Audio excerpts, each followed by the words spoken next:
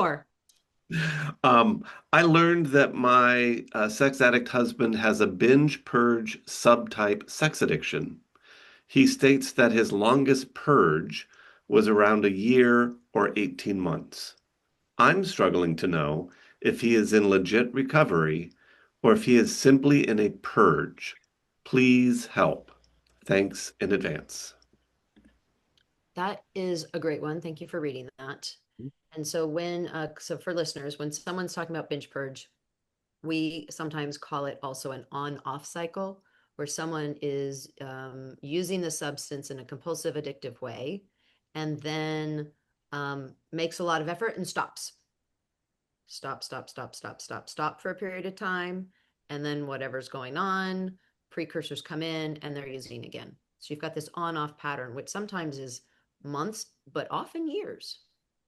So good question. Good question. Do you guys use the same terminology on off, binge purge? What do you guys use when you're describing this?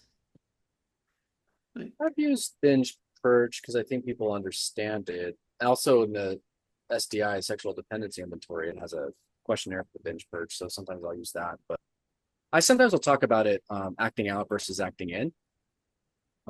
When someone's on the stop period, usually you'll see behaviors that go with it. They'll kind of need more shutdown potentially. So I don't know. I mean, I've sometimes talked to acting in versus acting out. Okay, hold on. Before Tim gives his ideas, acting in, for folks, what does that mean when you're using that phrase? What does that term mean for you? I mean, there's the phrase in alcohol in AA, being a dry drunk. Yep. You might not be doing the behaviors, but a dry drunk, when someone uses that term, I think acting in, I'm we can't usually selectively stop behaviors.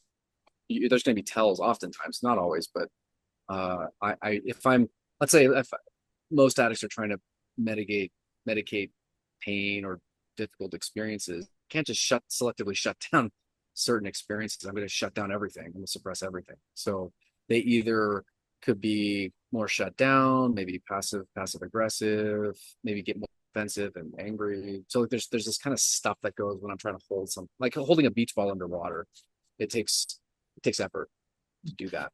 So would I be correct to say acting in would be continuation of unhealthy coping skills, difficulty communication, maybe continued of chaoticness, and a lack of acting out in this particular section. Yeah. Right. Okay. All right.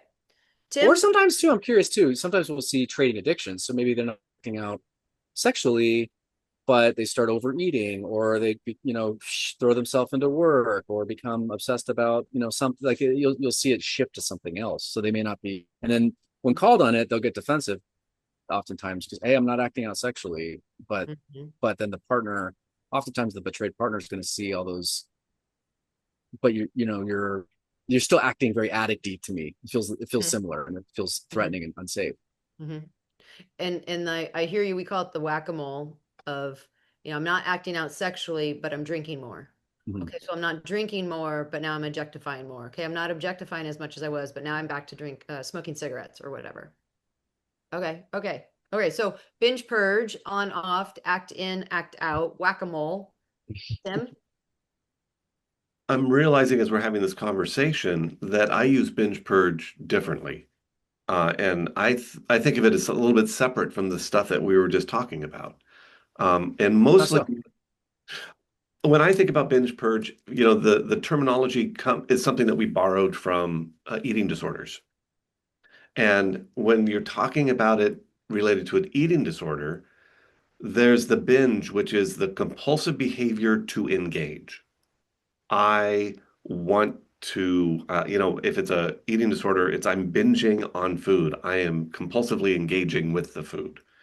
Or if I'm purging, it's I'm getting rid of it, but it's that compulsive energy that kind of I'm pushing it away. I'm compulsively not wanting it. And so when it comes to sex addiction, I don't think of a binge purge pattern as somebody who has swapped addictions.